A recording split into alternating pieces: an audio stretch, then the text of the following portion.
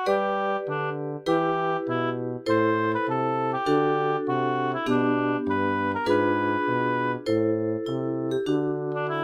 30일) 성령 강림 후 제21주 주일을 위한 말씀 나눔을 시작하겠습니다. 오늘은 누가복음 4장 22절부터 30절 말씀을 가지고 그들 가운데로 지나서 가시다 라는 제목으로 말씀을 나누겠습니다. 2022년 마가교회 표어는 꾸준한 일상, 행동 강령은 주님과 그리고 모두와 함께하는 하루입니다. 2022년 기도문을 따라해 주시기 바랍니다. 우리에게 늘 신비로운 새로운 하루를 허락하시니 감사합니다.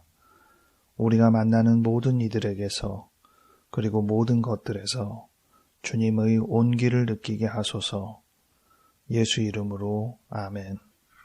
누가복음 4장 22절부터 30절 말씀 읽어드리겠습니다. 그들이 다 그를 증언하고 그 입으로 나오는 바 은혜로운 말을 놀랍게 여겨 이르되 이 사람이 요셉의 아들이 아니냐. 예수께서 그들에게 이르시되 너희가 반드시 의사야 너 자신을 고치라 하는 속담을 인용하여 내게 말하기를 우리가 들은 바 가버나움에서 행한 일을 내 고향 여기서도 행하라 하리라. 또 이르시되 내가 진실로 너희에게 이르노니 선지자가 고향에서는 환영을 받는 자가 없느니라. 내가 참으로 너희에게 이르노니 엘리야 시대에 하늘이 3년 6개월간 닫히어 온 땅에 큰 흉년이 들었을 때에 이스라엘에 많은 과부가 있었으되 엘리야가 그중 한 사람에게도 보내심을 받지 않고 오직 시돈 땅에 있는 사렙다의 한 과부에게 뿐이었으며 또 선지자 엘리사 때에 이스라엘에 많은 나병 환자가 있었을 때 그 중에 한 사람도 깨끗함을 얻지 못하고 오직 수리아 사람 나만 뿐이었느니라. 회당에 있는 자들이 이것을 듣고 다 크게 화가 나서 일어나 동네 밖으로 쫓아내어 그 동네가 건설된 땅 낭떠러지까지 끌고 가서 밀쳐 떨어뜨리고자 하되 예수께서 그들 가운데로 지나서 가시니라. 아멘. 오늘 본문은 주일 성서 일과 본문은 아닙니다. 어제 말씀 나눔을 준비하기 위해서 주일 성서 일과 본문을 살피고 여러 성경을 읽었는데 토요일 어제 피곤해서 그냥 자고 일요일 아침에 일어나서 다시 보니까 제가 읽었던 성경이 이번 주일 성서 일과가 다 아닌 거예요. 어제 주일 성서 일과라고 생각했던 각종 본문을 읽으면서 누가복음 4장을 잠정적으로 같이 나누겠다라고 정했기 때문에 그냥 이 누가복음 4장을 같이 나누려고 합니다. 예수께서 고향 땅에 들어와서 회당에서 이사야의 말씀을 읽고 이 말씀이 오늘 너희 귀에 응하였다 말씀하신 내용이 오늘 본문의 앞부분에 나옵니다. 그 이후로 오늘 본문이 이어지는데요. 그들이 다 그를 증언하고 즉 회당에 모인 사람들이 예수의 행적을 이래저래 언급하였습니다. 그리고 지금 회당에서 말씀을 전하시는 예수님의 말씀에 매우 감탄했습니다. 동시에 이 사람이 요셉의 아들이 아니냐라는 표현을 했는데 전해오는 말들 그리고 자기 앞에서 보여진 말씀 강론의 힘 이것들보다 중대하게 취급했던 것은 그는 별 볼 일 없는 나사렛 땅의 요셉의 아들에 불과하다는 점입니다. 놀라운 걸 이 부분에 방점이 있는 게 아니라 어떻게 저렇게 됐지? 쟤는 분명히 우리 고향에 살던 요셉의 아들일 뿐인데 이 부분에 방점이 있었다는 것이죠. 예전에 제가 이 본문을 가지고 말씀 나눔을 했을 때 이쪽에 비중을 두고 말씀 나눔을 했던 것 같습니다. 스스로 탈피하지 못한 자기 한계, 거기에 우리가 갇혀서 살 것인지 그것을 극복하고 살지가 우리에게 놓여있는 과제 중에 하나가 아닌가 싶습니다. 오늘은 조금 더 다른 관점으로 본문을 살펴보았습니다. 먼저 23절을 보면서 제가 이해했던 것과 좀 다른 부분이 생겨서 23절에 의사야 너 자신을 고치라. 그리고 가버나움에서 행한 일들. 그거 들어서는 못 믿겠다. 우리 앞에서 지금 보여라. 그러면 믿을 수 있지 않겠느냐. 표현들이 예수께서 직접 들은 표현이 아닌 것처럼 적혀 있다는 사실입니다. 이게 인용문이 아니라 예수님이 하신 말씀이에요. 고향 여기서도 행하라 하리라. 킹제임스 버전에 보니까 You will surely say. 너희들은 분명히 이렇게 말할 것이다. 이 본문에 근거하자면 예수님은 이들 사이에서 의사야 너 자신을 고치라, 또 우리 앞에서도 보여야 우리가 믿지? 라는 말을 아직 못 들으셨다는 겁니다. 그런데 곧 그렇게 말할 거다 단정하시는 거죠. 또는 그렇게 말은 안 했지만 결국 그렇게 말한 거나 다름없는 표현들을 너희가 지금 하고 있다, 이렇게 말씀하신 거고요. 후자가 조금 더 비중이 있을 수는 있겠습니다. 이미 예수에 대해서 사람들이 증언하고 이 사람 요셉의 아들이 아니냐 이렇게 얘기를 했으니까 그 말은 의사야 너 자신을 고치라 하는 속담이나 다름없는 표현이 되기도 하고, 또 그렇게 많은 외부의 증언들 그냥 훌륭하다고 전하는 게 아니라 내 앞에서도 보여야 우리가 믿지? 라고 얘기하는 거나 다름없는 거 아니겠느냐, 이렇게 예수님이 말씀하시는 거로 보여집니다. 그렇다 하더라도 이렇게 직접적으로 그들이 표현하지는 않았다는 점을 제가 좀 놓치고 있었어요. 저는 그들이 이렇게 표현을 했다고 생각했는데 이런 표현을 직접적으로 아직은 하지 않은 것으로 보여집니다.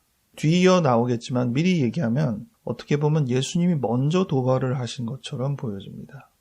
그들은 간접적으로 조용히 문제를 노출하고 있었는데 예수께서는 아예 대놓고 이 문제를 정면으로 직면시키고 계시는 것으로 보여집니다. 그러면서 예수님께서 25절부터 27절의 이야기를 하고 있는데 두 가지 이야기가 같은 이야기입니다. 오직 한 사람만 은혜를 입었다는 점입니다. 나머지는 배제되었다는 것이죠. 첫 번째는 엘리야 시대에 많은 과부가 있었지만 오직 한 사람 한 과부만이 엘리야의 은혜를 입었다는 점이고, 또 엘리사 시기에 많은 나병 환자가 있었지만 오직 한 사람 나아만만이 깨끗함을 입었다는 것입니다. 오직 한 사람만 은혜를 입었다, 이렇게 표현했습니다. 직접적인 표현은 이거예요. 그런데 그 표현의 배경에는 뭐가 있나요? 나머지는 배제되었다는 겁니다. 마치 꼭 이스라엘 사람들이 지금 많이 언급하는 표면적인 얘기는 분명히 있었는데 그 표면적인 얘기의 밑바탕에는 예수님이 직접적으로 표현했던 그 표현이 담겨 있었던 것이죠. 그래서 이 말을 들을 때도 오직 한 사람이 구원을 입었다, 은혜를 입었다라는 게 강조되지 않고 그 밑에 있는 나머지는 다 배제되었다는 부분이 더 강조가 됩니다. 그래서 회당에 있던 이스라엘 백성들이 어떤 반응을 보였냐면 28절부터 29절에 보니까 아주 크게 화가 났어요. 그 자리에서 일어나서 예수를 동네 밖으로 쫓아냈어요. 자기의 커뮤니티에서 배제시켰다는 겁니다. 근데 그 정도만이 아니라 그를 동네가 건설된 산의 낭떠러지까지 끌고 갔어요. 거기서 밀쳐 떨어뜨리고자까지 했습니다. 굉장한 일 아닙니까? 한 사람을 죽이려고 지금 작정하고 여러 사람들이 달려들었다는 건데 그 여정의 길이 굉장히 길어요. 동네 밖으로 쫓아내고 산 낭떠러지까지 끌고 가야 되고 거기서 밀어야 되고 이러한 여러 단계를 거칠 수 있는 일들을 쭉 진행을 했다는 겁니다. 저는 오늘 본문을 읽을 때 가장 결정적으로 이 부분이 먼저 들어왔어요. 사람들이 화가 나는 장면. 회당에서 예수님께서 했던 이 표현이 뭐가 그리 화가 날 일인가? 모든 사람의 공분을 할 만한 표현이었나? 생각해보면 흥분할 일은 딱 하나밖에 없습니다. 나사렛, 별 볼 일 없는 동네는 배제된다는 점. 지금도 문화적으로 사회적으로 배제되고 있지만 하나님의 은혜로부터도 배제된다는 점. 그들이 깊이 느끼고 있었던 패배의식, 이 부분이 아주 적나라하게 강조되는 것입니다. 이미 그들이 알고 있고 감당하고 있는 점이에요. 뭐 새로운 일이 아닙니다. 근데 그걸 대놓고 표현하는 어떤 느낌 앞에서 그들이 흥분하는 것이죠. 근데 이게 생각해보면 정말 아이러니예요. 예수께서 지금 나사렛 이 사람들이 배제되었다는 것을 얘기할 때 흥분한다면 지금 이 나사렛 사람들이 예수를 어떻게 취급하는지에 대해서 먼저 조금 생각할 일 아닌가요? 본인들이 먼저 예수를 배제했다는 생각을 왜 못할까요? 그들은 왜 자의식에 빠져서 자기가 똑같은 행동을 하고 있다는 사실을 깨닫지 못할까요? 왜 내 눈에 큰 기둥은 못 보면서 남의 눈에 티끌은 그렇게 뭐라 할까요? 어찌 보면 예수님께서는 그들이 한 행동을 그저 거울처럼 반사했을 뿐인데 그들이 이렇게 흥분하는 것을 스스로 생각하며 이것은 예수가 우리에게 준 화살이 아니라 우리가 우리 스스로에게 내린 화살이었구나 깨닫지 못할까요? 이 점을 깨닫는 것이 가장 중요한 일이 아닐까 싶습니다. 여기까지가 어제 더 많이 생각했던 주제였는데 오늘 다시 말씀을 읽으면서 제목을 30절로 선택을 했습니다. 예수께서 그들 가운데로 지나서 가시니라. 결론적으로는 위기를 모면하고 그 군중의 무리에서 피하셨다는 말이 되겠죠. 도망가셨을까요? 비굴하게 빌면서 겨우겨우 피했을까요? 아니면 그들이 죽일 용기는 안 나는 그 마음을 아시고 기싸움을 해가며 그들 사이로 유유히 한 발짝 한 발짝 긴장감을 유지한 채로 지나가셨을까요? 모를 일입니다. 어쨌든 결론은 위기의 모면인데 오늘 이 본문이 저한테 굉장히 다른 식으로 다가왔습니다. 그들 가운데로 지나서 가셨다는 점입니다. 즉 예수께서 논란을 짚으셨다는 것이고 예수께서 그 논란의 중심에 피하지 않고 놓여 계셨다는 것이고 한 걸음 한 걸음 움직이셨다는 겁니다. 그 과정으로 보면 그 안에 계셨다는 것입니다. 오늘 아침에 일어나서 굉장히 놀라운 사고 소식을 들었습니다. 지금도 아직 정리가 덜 된 상황인데 이태원에서 토요일 주말에 또 지금 할로윈 축제를 끼고 해서 엄청난 인파가 몰려서 안타깝게도 압사 사고가 벌어졌습니다. 너무 좁은 길이라서 사람이 겹겹이 눌려서 100명이 넘는 사람이 사망하는 정말 끔찍한 일이 벌어졌습니다. 기독교인 중에 이 할로윈 축제에 대해서 내리신 하나님의 형벌이라는 어떤 표현이 나올까 겁이 납니다. 최근에 할로윈을 반대합니다라는 캠페인이 기독교 안에서 조금씩 벌어졌거든요.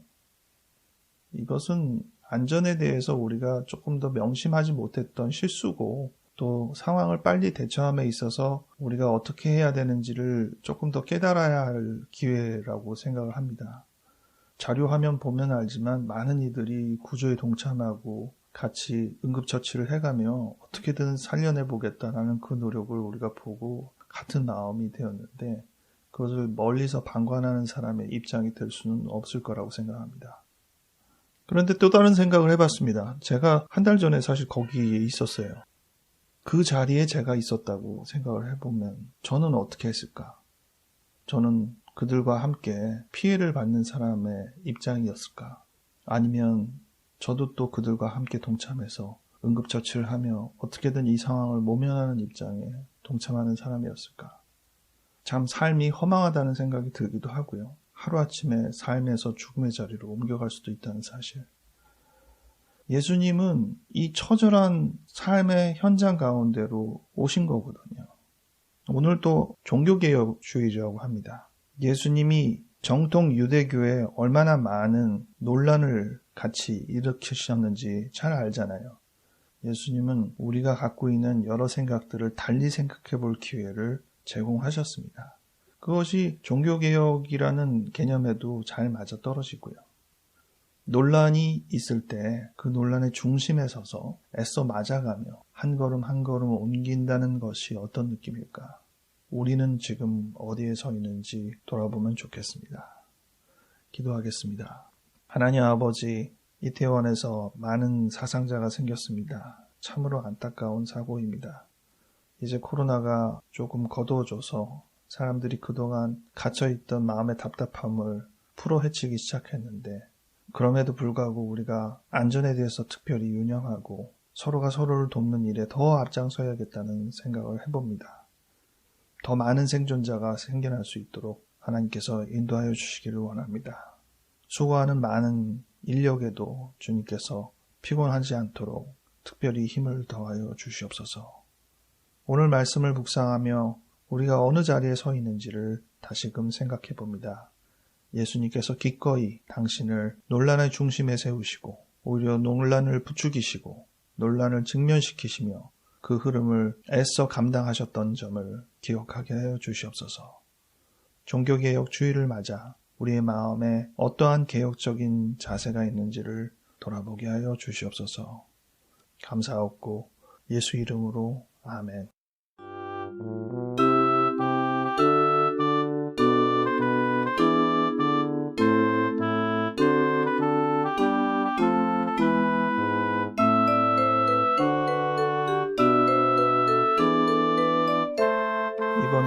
더 건강하시고 안전에 대해서 생각할 수 있는 시간 되시기 바랍니다. 다음 주일은 제가 정말 오랜만에 교회에 초대돼서 주일 설교를 하게 됐습니다.